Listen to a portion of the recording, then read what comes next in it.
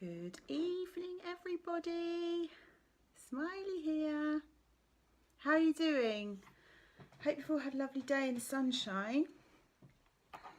Hope you're all having a lovely day. If you're around this evening, come on in and say hi. It'd be nice to chat with you. I'm just going to wait and see if Facebook sends out a message to let you know that I'm here. So if you want to come in and say hi, please do. But if you just want to listen and watch and you don't want to talk, that's fine. Tonight I wanted to ask you the question, what is your child missing out on? And lots of you have been taking my online test. It's the happiness test on my website. In fact, over 300 of you have taken the test, which is amazing. You can find the test over on smileyforlife.com/test. And so tonight I want to talk to you about the test and why it's so important and what the results mean and why I think that you will be interested in taking the test for you as much as for your child. So yeah, that's what I want to talk to you about tonight because it's really important. And as you know, the last time I was on here was a couple of weeks ago now, so I haven't been coming online very much. I've actually been over on Instagram chatting to all the kids, doing polls and Insta stories, and I've been dog sitting for my friend. So I finished dog sitting and I'm back in my flat now. But so for those of you that have taken the test, I'm interested to know, how did you find the test? What was it like? And were you surprised at your results? And when you take the test, your results don't get shared with me, but I do invite you to share them with me, and you can hit reply and I say, you show me yours and I'll show you mine. And if you do that, then I will signpost you to something straight away which will help you with whatever your struggle is. And you may be pleased to know that if you've taken the test, that lots of people have been surprised at the results. And the reason for that is that the test is about measuring your emotional intelligence. And emotional intelligence is way more important than your academic intelligence, so your grades at school. And I think all of our success and happiness is based on our emotional intelligence. So I think if you haven't been brought up in a family that has good emotional intelligence, you wouldn't know that you didn't have it either, because that's your norm. That's what's normal for you. So in the test it says educating the mind without educating the heart is no education at all, which is very true. And it says, if your emotional abilities aren't in hand, if you don't have self-awareness, if you're not able to manage your distressing emotions, if you can't have empathy and have effective relationships, then no matter how smart you are not going to get very far in life. And so, and people are starting to recognise this now. It's not a new thing. Hey Karen, nice to see you on here. It's quite a new thing, and it's very difficult to educate people in something that they're not ready to hear. Hey Natalie, nice to see you on here. It's been a long time. So what I want to say to you is, I want to ask you some questions about yourself, because if you didn't score very high on the test, if you had a low score, if you've got low emotional intelligence, and I'm going to talk about what that looks like in a minute, then your child will have low emotional intelligence as well, because your child sits in your energy, sits in your space and learns from you. Hey Elaine, hi, thanks for saying hi. It's really nice to have you all here. So what does it mean to have low emotional intelligence? Well, if you think about the way that I've been doing my workshops, which by the way are ending at the end of June, the 3 topics for the workshops are friendships, worries and confidence. And parents will often email me and say, oh, we don't know which workshop to do. What workshop should we do, Smiley? And my answer is, do all of them. And I'll tell you why. because all the children who come to coaching have low emotional intelligence, and lots of them have low emotional resilience, so that's their bounce back ability. So when something negative happens to them, it's hard for them to bounce back.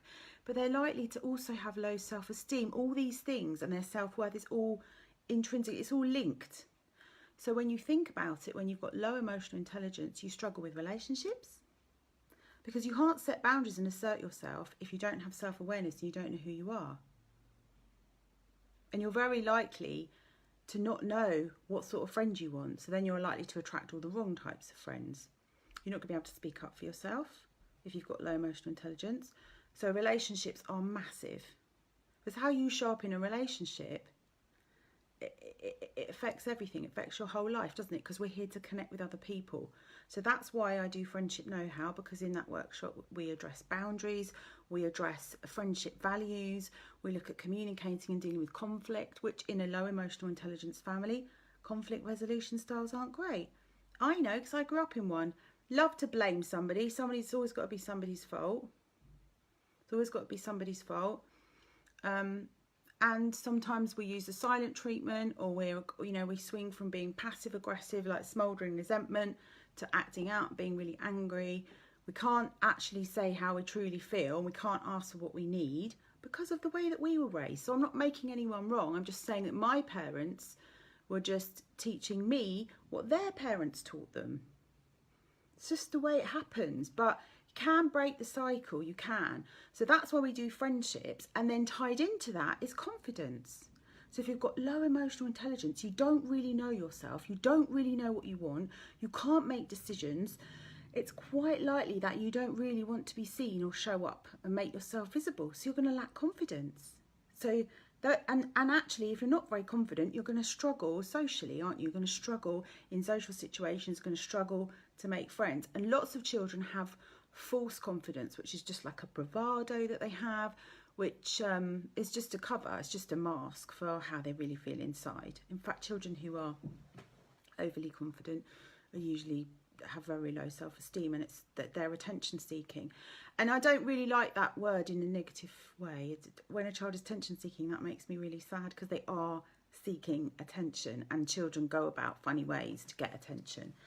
And then obviously they will struggle with their confidence and their relationships because they can't regulate their emotions, they can't say no, they're not very good at putting themselves first, they always put other people before themselves if they've got low emotional intelligence. So that's the confidence in the friendship. And then there's the worries, which all of that comes with a nice big dollop of anxiety, because we're all living in this stupid, busy, crazy world. So when parents say to me, what workshop shall I do? Workshops are really for people that don't want to get into the one-to-one coaching for whatever reason, you know, the time or the commitment or the budget.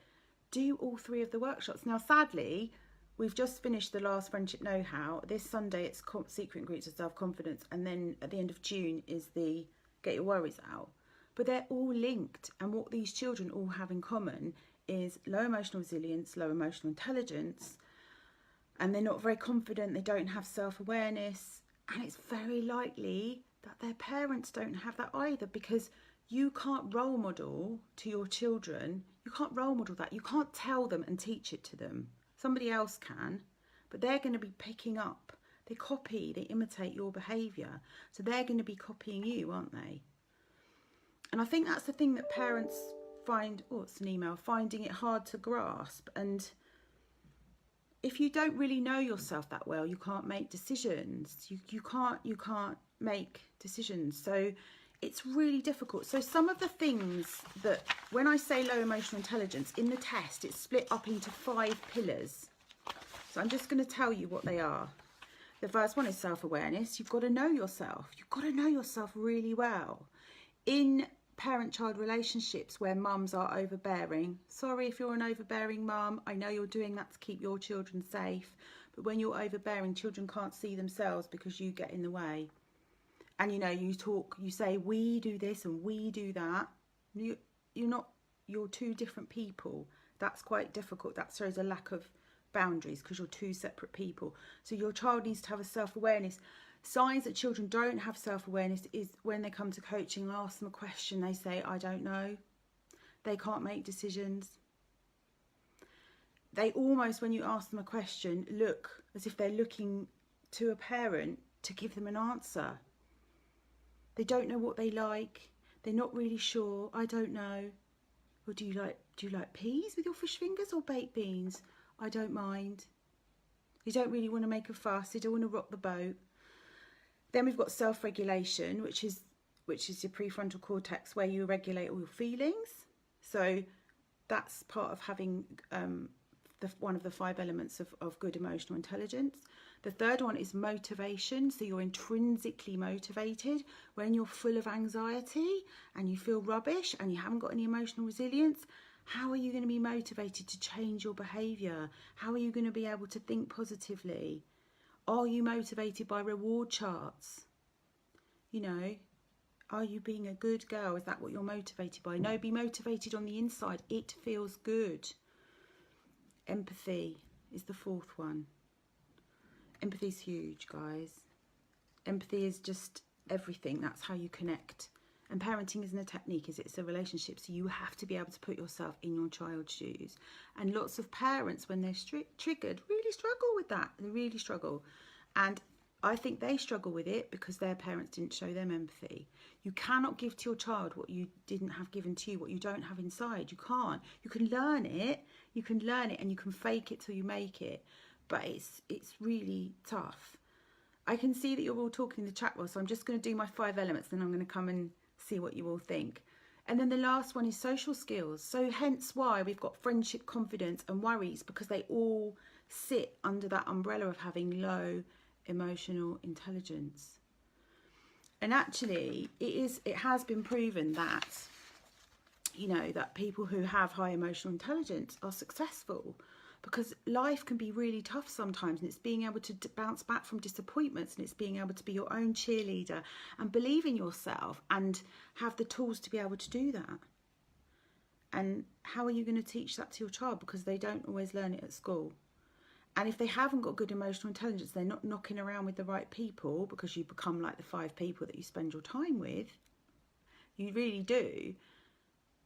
How much of an influence are you on them if you haven't got a good connection with them?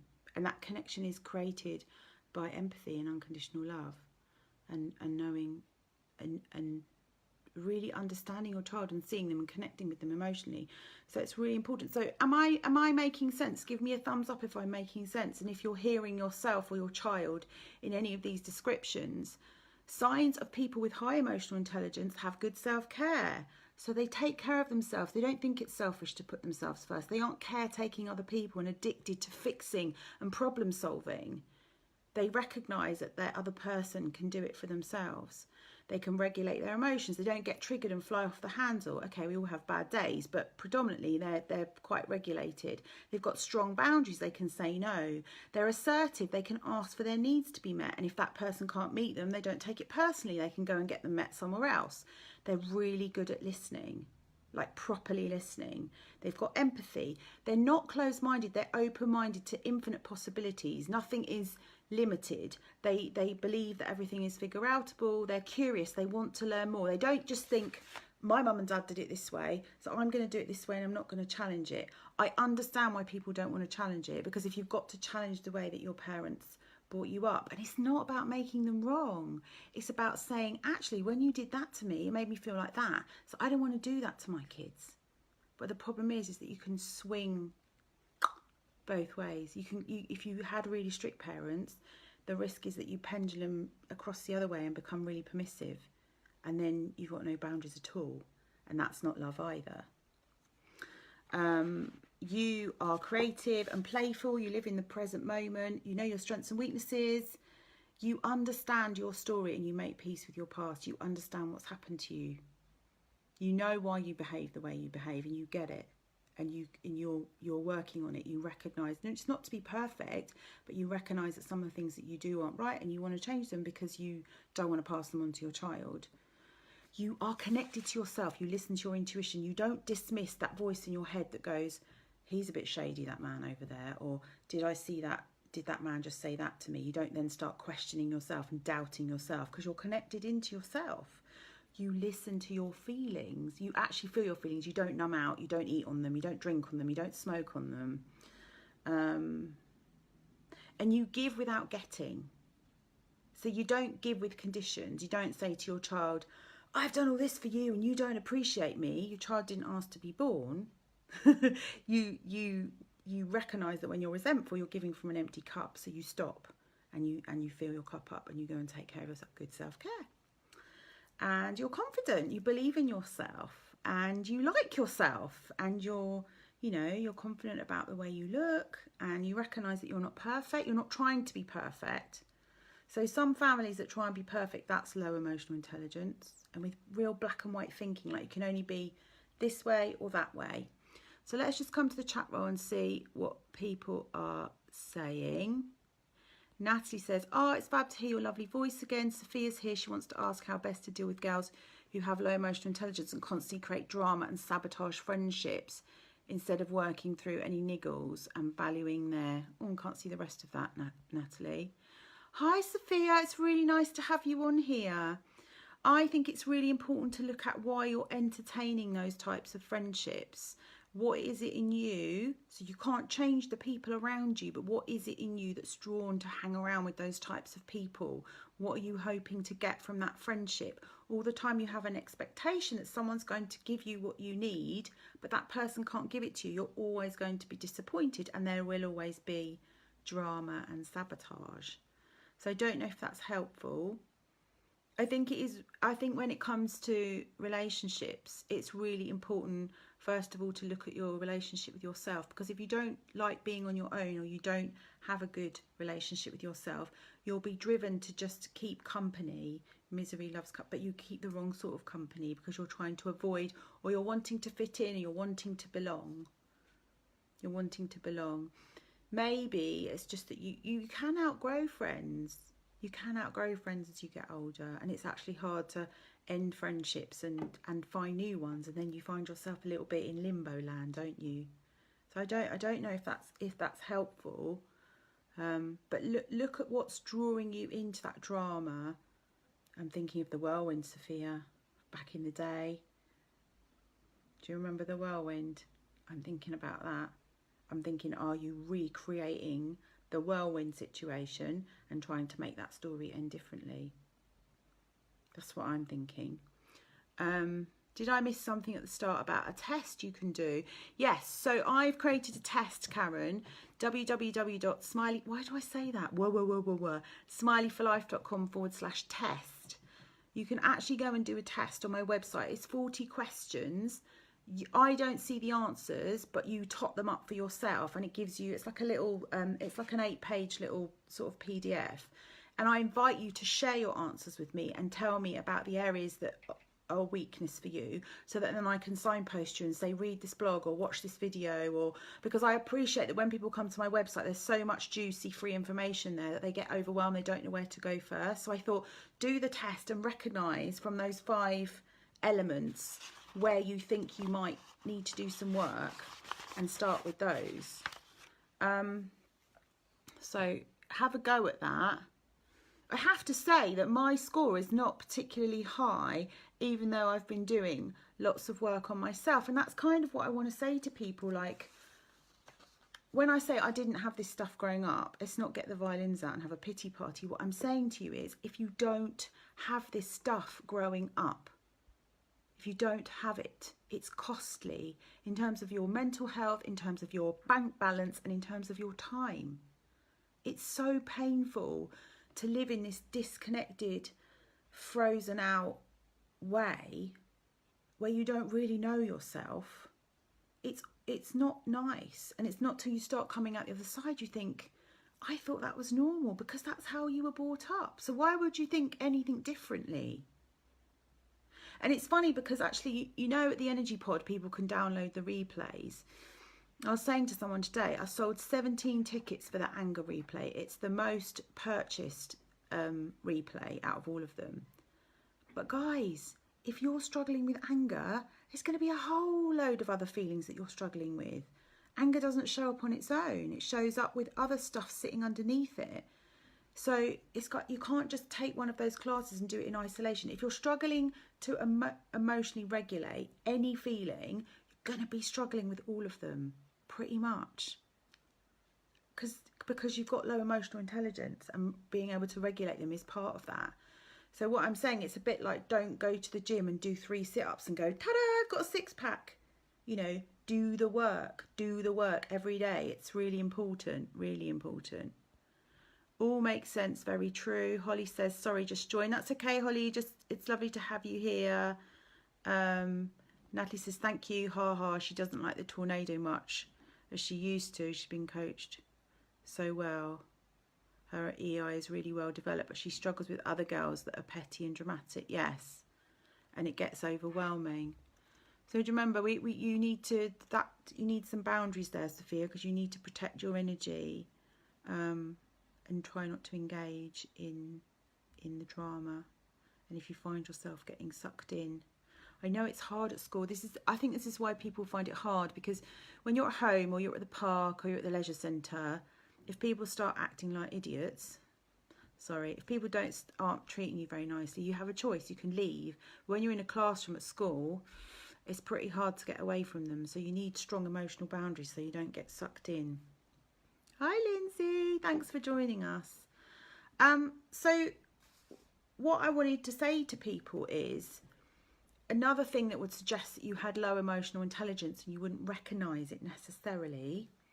I'm going to just talk about something which probably isn't very nice, but stay with me because I won't dwell on it. If you were raised in an addictive family system, so by an alcoholic or by any type of addiction, there are many, or an undiagnosed mental, and there's loads of these, or someone with bipolar or borderline personality disorder, or you had narcissistic parents. If you were raised by any of these types of people, you will not be connected to yourself. You will have very low emotional intelligence, and consequently so will your children. And if those people are still in your life and your children are engaging with them because you haven't got any boundaries, because you've got low emotional intelligence, that's what's going to happen. It's not going to help. It's not good. But it's sometimes really hard in families, and I think I've talked about this before. So in those sorts of family systems, there's a family way, and there's normally a family scapegoat who is the emotional dumping ground, like the toxic cesspit, where all the blame is cast on this one child. And this child is normally the most sensitive or the truth speaker of the family. So it's a bit like the Emperor's New Clothes. The scapegoat knows the Emperor's naked, but all the other family members are going, but look, they've got lovely purple trousers on and shoes. Why are you not, scapegoat's wrong. But the scapegoat's actually saying, what you're talking about, the Emperor's naked. And because the scapegoat is not agreeing with the rest of the family, they get cast out. And nobody wants to play that role. But in dysfunctional family systems, you have this, it's black and white thinking. It can only be right or wrong, and it's normally the parents dictate whether it's right or wrong.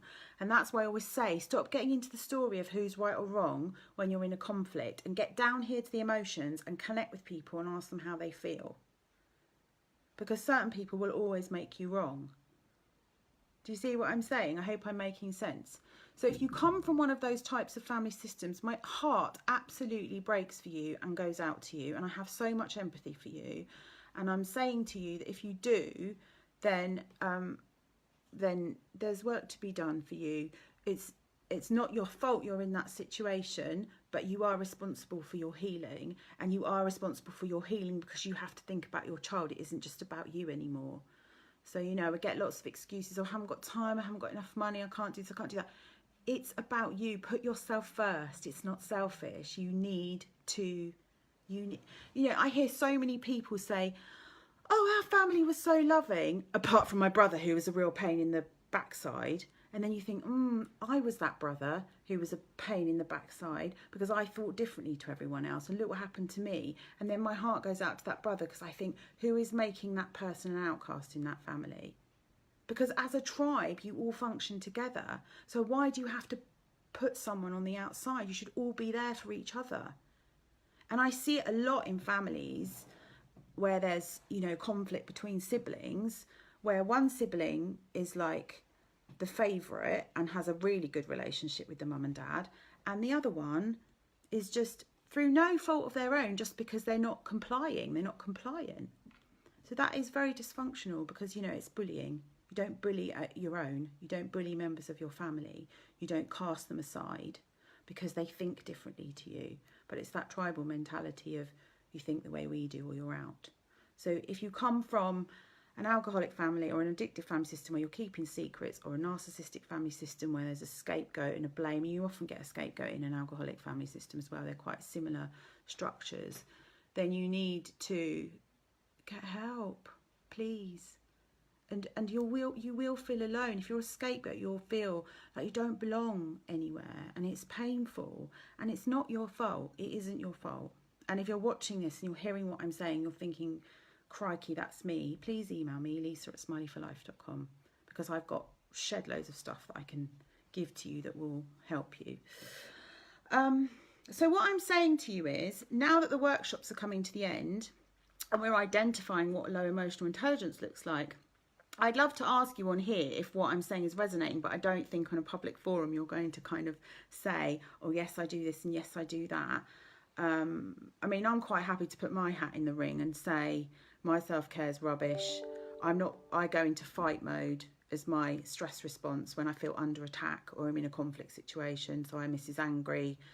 I'm getting better at setting boundaries. I'm good at setting professional boundaries in my job, but outside in the social world, I'm not very good with emotional boundaries. So, you know, often I'll go out for dinner and I'll sit next to someone and you tell them what you do for a living, and, you know, you're just eating your Chinese and someone's just telling you their life story. How do you, without feeling like you're being rude, say, I'm not at work now, so can I talk about something else? You know, it's a bit tricky. Or you get stopped in Starbucks by people. But, you know, I'm not the same person in my coaching room as I am when I'm walking down the street, as in I am the same Lisa, but when I'm coaching, I'm using a different part of my brain. I'm really concentrating, I'm really listening, I'm processing things in a different way to how I'm talking to you if I'm getting my shopping from Waitrose or I'm picking up a Starbucks takeaway. I'm two different people. So, and if I'm not prepared for that, and you start talking to me like I'm a coach and I'm not prepared for that, it's not really very good for me.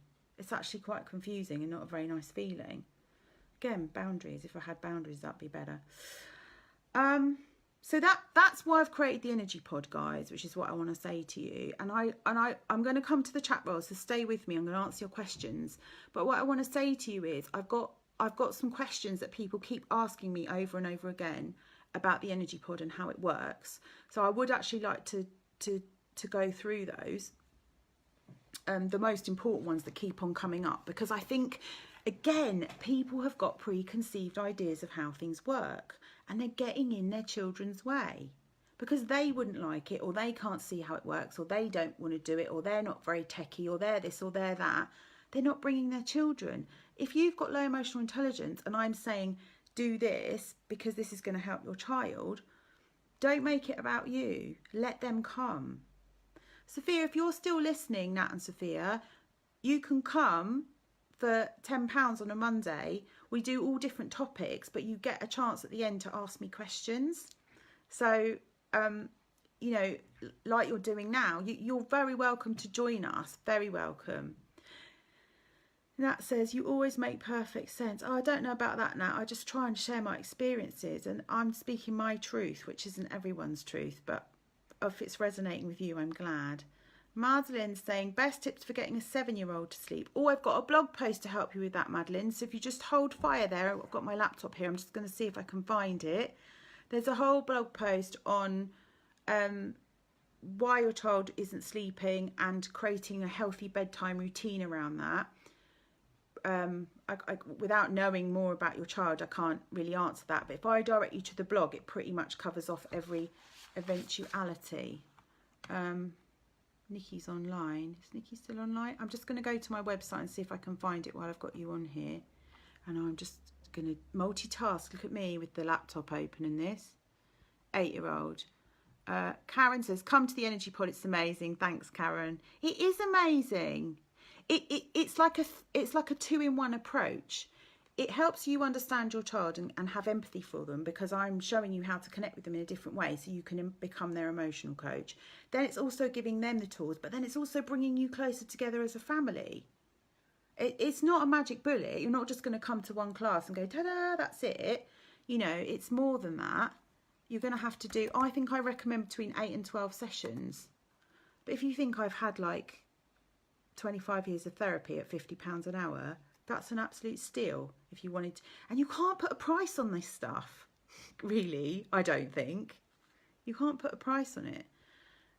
Elaine says, we have so much fun in the Energy Pod. Thanks, Elaine. We love having you there.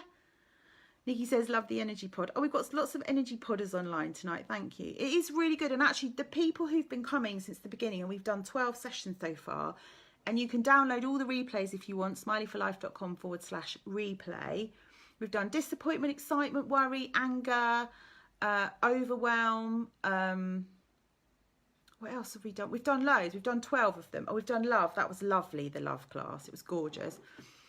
But it's really, it's those people that have been from the beginning of time are now getting into the zone of like how the class is structured. The kids are getting into it. Some of them actually start doing stuff before the class is ready, like they're prepared, and they're starting to think about, what am I going to tell Smiley at the Energy Pod on Monday? That's where you want their minds to be. It's creating really good habits for their little brains. Okay, so there's a blog post which is called, hang on, the most common reasons children don't settle at bedtime, how to stop going bananas at bedtime, and there's also another one about being scared of the dark. And I don't know if you've listened to the latest episode of my podcast. So if you go to the website and click on the Truly Madly podcast, the second episode is The Dark, Dark Night, which is all about not being able to sleep. An 8-year-old would probably be okay listening to that, but if you wanted to listen to it first, there's no rude words or anything in it. It's just me telling stories about how I couldn't sleep at night as a child.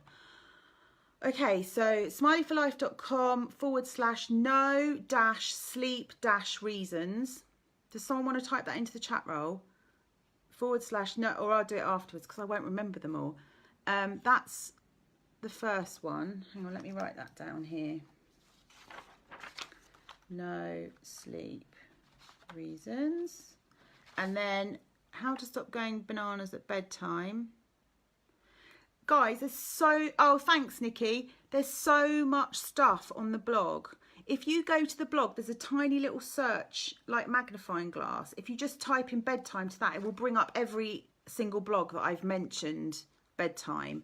/bedtime battles is how to stop going bananas at bedtime. And thanks, Nick, /spooky, I think is the one about being scared of the dark. But I also think there's a video on it as well. All this free stuff. But you don't know it's there. But actually, when you do the test, you then go onto my newsletter, and every week I do write to people and sort of say, have you read this blog? Have you thought about this? So you're just coming into your inbox and giving you a reminder. So if you want to hear from me regularly, that's the way to do it.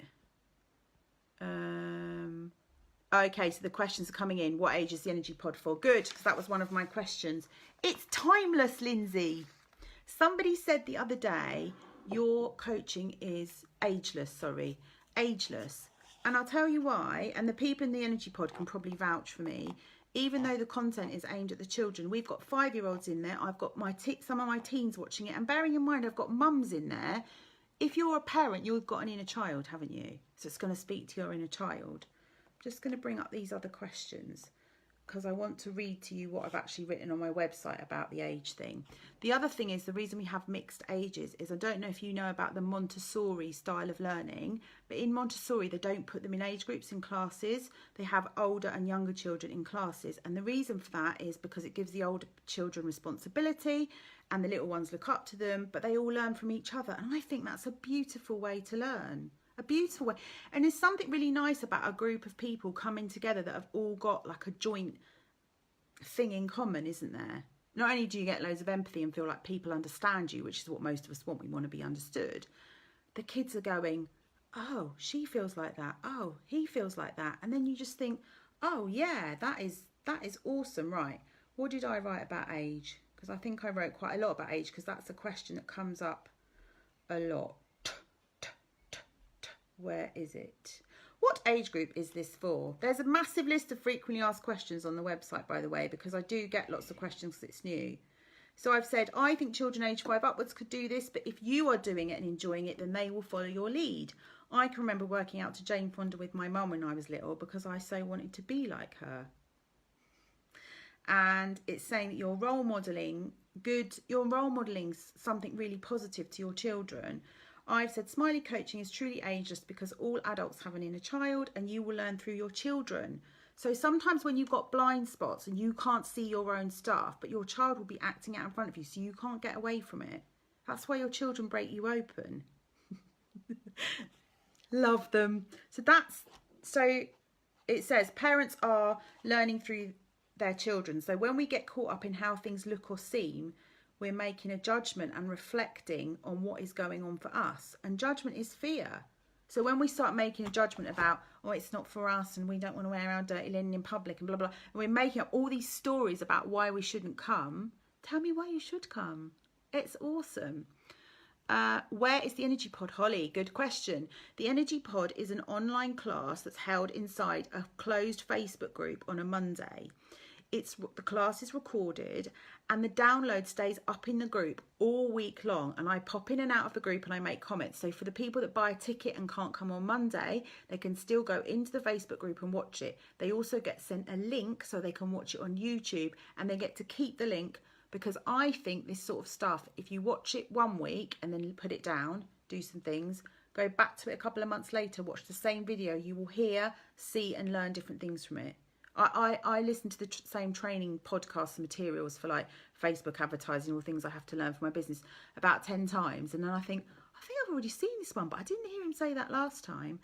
Because you hear things when you're ready to hear them. Thank you, Nikki, for sharing the blog post. Is that helpful for the lady that was asking about sleeping for her daughter? I hope that's helpful. Karen says the podcast is fab as well. Thank you, Karen. Oh, Dear Smiley 3 / that's the other one about sleep. Thanks, Nikki. That's so helpful. Kelly Timpson, are you still listening? Lisa's blog post. Oh, brilliant. Thank you. Yes, thanks for the recommendation. She's fab. Thanks, Kelly. Thanks, Holly. I find my 7 and 5-year-old learn well together. Yeah, they do. That's it, Lindsay. So they're learning off each other and everybody. And the content is such, because you have fun, you do a bit of drawing, we do some exercises, we might do visualization, we might do some relaxation. We've done yoga, we've done massage trains, we've done blanket burritos where I've got you to wrap your child up in a parcel. It's fun and lighthearted, but it's actually really important stuff. And the children obviously don't realise the impact it's having on them, but you get to see how they react to different things, so then that gives you real insight. Thank you, Claire Louise. I followed you for a while now and have on many occasions meant to do the Energy Pod. If I'm being honest, I feel a little overwhelmed at where to start, but after listening to this evening, I know that I should stop. Oh, Claire, I think you follow me on Instagram, don't you? And I think you've recently bought a box of Smiley Thought Cards because your name, I might have got that wrong, but your name feels really familiar to me. Can I just say that a lot of parents on here tell me that they feel very overwhelmed. So please know that you're not alone. And that's why I'm doing it as a weekly class, because so the people that have done the 12 classes, I mean, they can come and tell you what their experience is. They're already learning and seeing things, and they can see how things are going to change. This stuff doesn't change overnight because it's not created overnight. So we don't have to know everything today. We just do everything week by week, day by day, step by step. There's no magic bullet. You know, no one's going to get into trouble for not doing it. Everyone's going to get it wrong. We're all here to learn. So, it's not...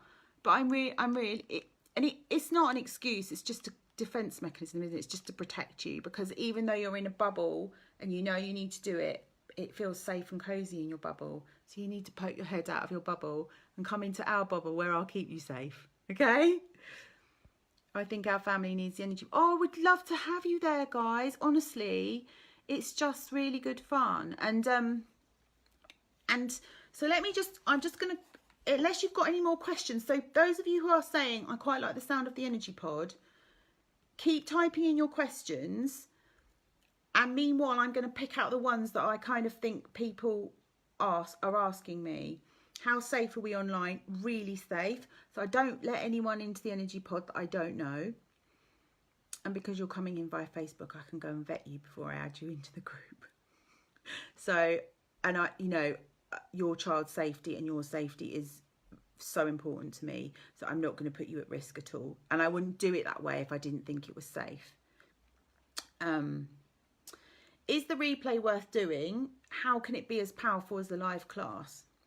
So I've put each class is recorded and posted on my website, smileyforlife.com/replay. Nick, can you type that in? For people to, if you're still there, Nikki, sorry, giving you orders, for people to buy afterwards. The live video stays up in the Facebook group until the weekend. So if you buy a ticket and watch the replay, you can go in there and watch it till it gets taken down. Your comments will be acknowledged and your questions will be answered by me. I think the replay is just as powerful, and that could be because children have different learning styles.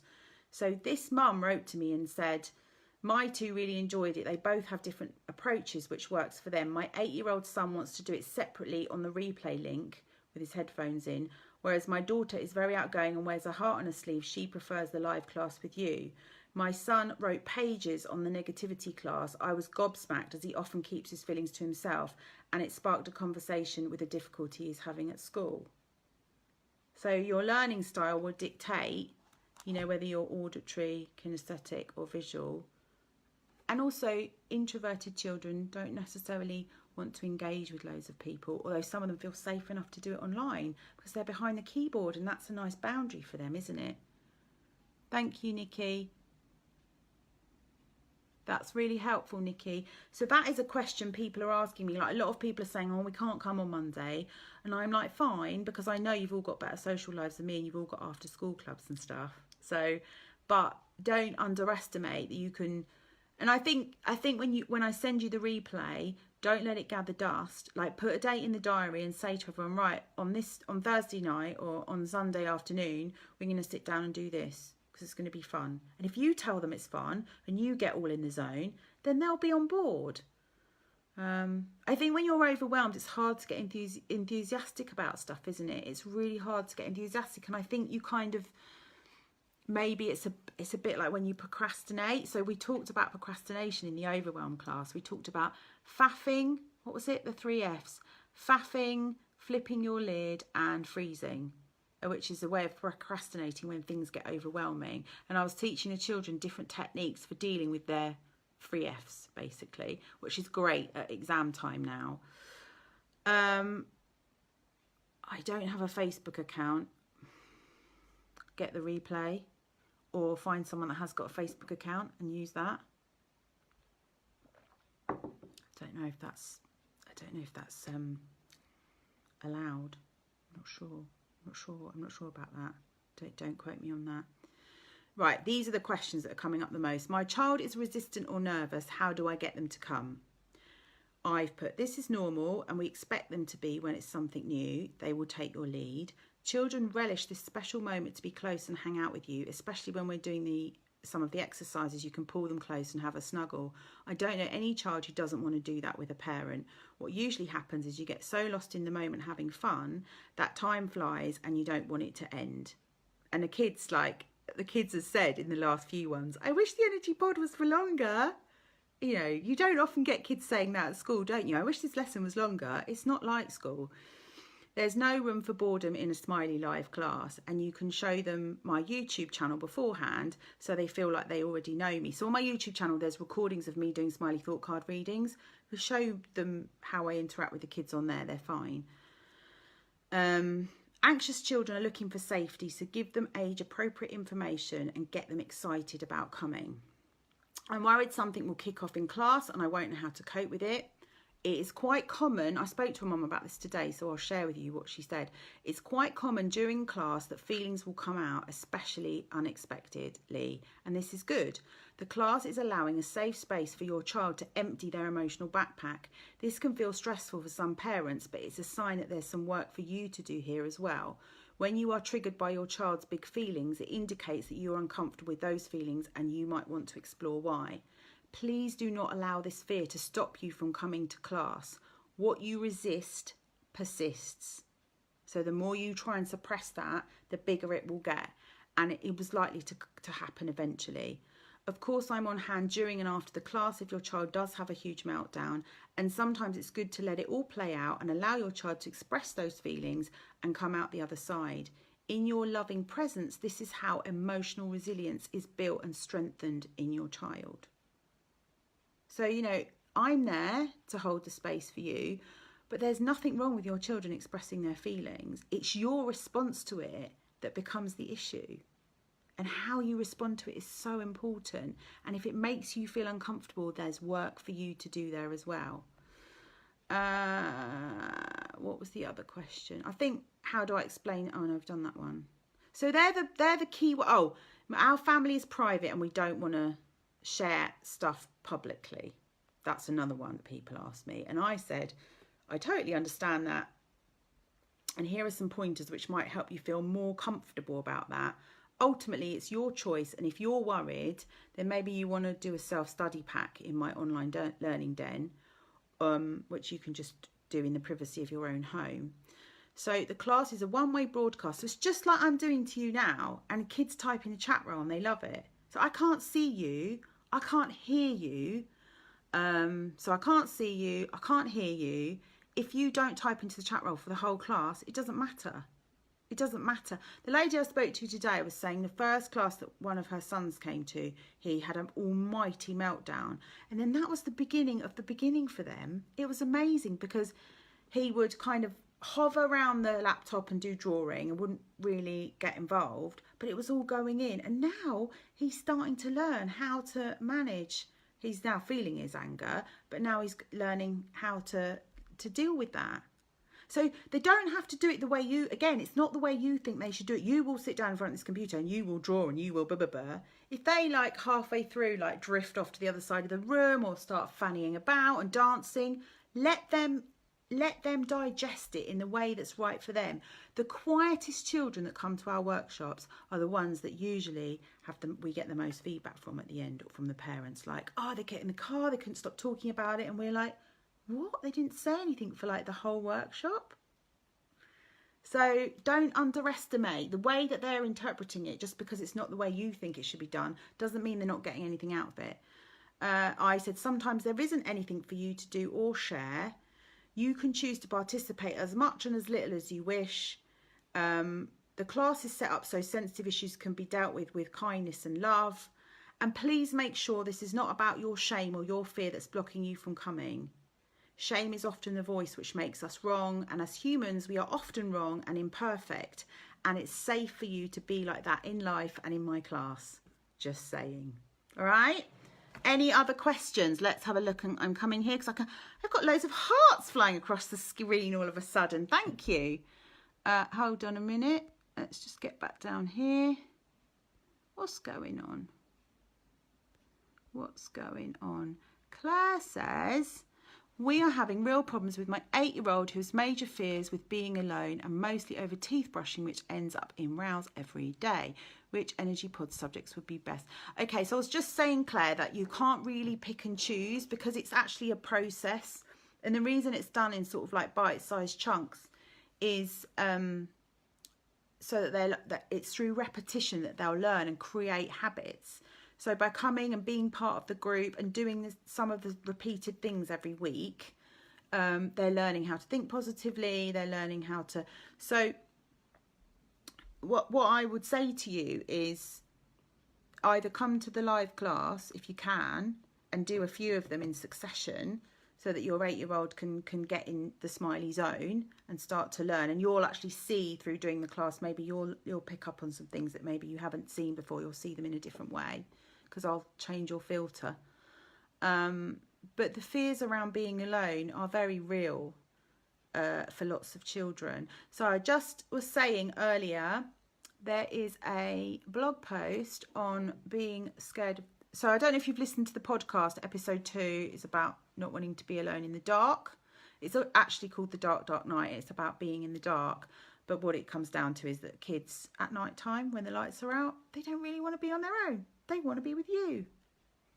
And I think I think what we do as parents is we get scared that they're going to develop a dependency on us. So we kind of squash that and think, they're getting a bit clingy, or it makes us feel like that. That's not strictly true. The more security they have with you, and then that's about you having healthy boundaries. I mean, that's all around attachment, really. Children don't really want to be left on their own, which is connection. So hang on, where's the blog post on connection? Let me direct you to that first, because you need to look at attachment style. Hold on. Connection. But I would listen to the podcast. There's only two episodes, but one of them is about nighttime. And I would... Hold on a minute. What's the one thing we also... I think it's that one. Let me just see. And then I would... I mean, why don't you show the list of Energy Pod replays to your daughter and ask her which one she'd like to do? Because ultimately she knows what's right for her. So she when her ears prick up at one, she'll know which one she wants to do. Sometimes children are a bit of avoidant of the feelings that are the most uncomfortable for them. So I've had that at coaching this week a lot, actually. But children are avoidant about talking about things that bring up strong emotions for them, because they're actually suppressing the emotions because they're frightened of them. But emotions are energy, hence why it's called the Energy Pod, and they can't hurt you. So in order to build emotional resilience, you have to start feeling, you have to start connecting to yourself and saying, what are my feelings telling me? And in the parenting styles that we've had in the past, maybe not so much now, but maybe the way we were brought up, if you're about the same age as me, Claire, we were obedient children that were told what to do. When you're obedient and you're told what to do, you're not connected to how you feel. So your actions aren't coming from what feels right to you. You're just following orders. So there's a blog post, Claire, smileyforlife.com/connection, which talks about the importance of emotional connection. When that is secure, and in my ebook, which is a 30-day step-by-step guide, Nikki, can you put the link in for the ebook for Claire? smileyforlife.zenler.com/ don't know what the rest of the link is. I don't know if you can dig it out for me. The ebook, I think it's 20 quid. It's got 2 videos and it's got a day by day. So a little thing for you to do for 30 days to build that attachment back up, that secure connection with your child. That is really worth doing. This is one small thing a day to build up the secure connections. So when the connection's secure, when you step away from them, but you know, you are going to get a meltdown with a child that doesn't want to be on their own. So it's coming to the Energy Pod and learning how to help them manage those feelings, and know that all feelings are acceptable. It's normally an appropriate response to something you don't like. I know that's not helpful for you when you're trying to get them to bed. Is that helpful, Claire? Again, non-cooperation, so not cleaning teeth. It's quite common that children don't want to wash and clean teeth at certain ages, but non-cooperation is also a sign of connection. The relationship needs work. So I'll say that's connection. And when I say connection, guys, I know you love your kids. I'm not making you wrong. It's just that there's different types of connection. There's secure and insecure attachment, it's called. It's an attachment theory. And there's different things that can affect attachment, which is what this blog post explains to you, the /connection one. Blimey, I'm just really going off on one tonight. It's nearly 10 o'clock. I need to go and get my jammy mamas on, don't I? Is this helpful? Has anyone got any other questions? I'll just hang on the line for a bit longer. But I would say go and do the emotional intelligence test, because in the test I won't see your answers, but I will email you and ask you to share them with me, and I'll also invite you to email me so that I can respond to you, so you can get some advice from me and I'll signpost you like I am on here. I mean, to be honest with you, most of the answers to your questions are on my blog, because I have got like over 100 blog posts on there that I've built up over the last decade that I've been doing this. So that's great, Nikki, with the connection.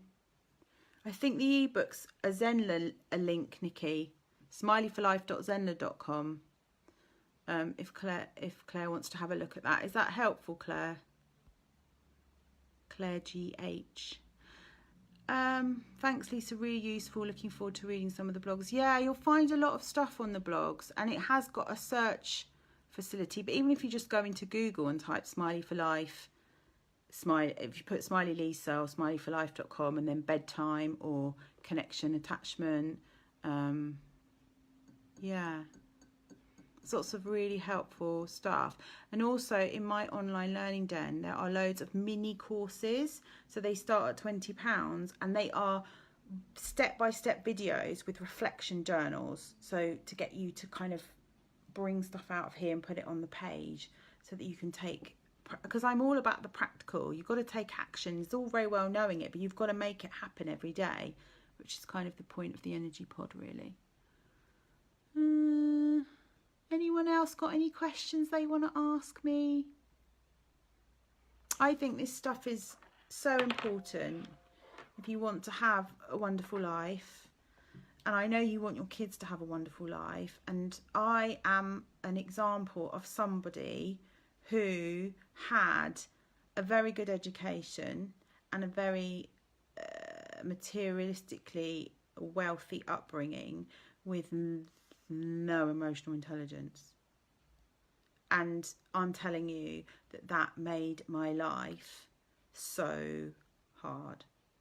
And as lots of you know, when I hit 27, I hit a brick wall and had a nervous breakdown, because at some point the wheels are going to come off if you don't have emotional intelligence. They just are, because how can you cope with life? No one's giving you the skills to cope with it. And if the wheels don't come off at that age, then you're going to start turning to other things like drugs and alcohol and cigarettes or relationships with men, because you're just looking for love in all the wrong places. And I don't want that to happen to you or to your kids, because it's not great. Need to go. Thank you. You're welcome. You're welcome. See you Monday. Yeah. All right, guys. Thank you so much. Enjoy the rest of your evening. Go to bed. I'll see you soon. Take care.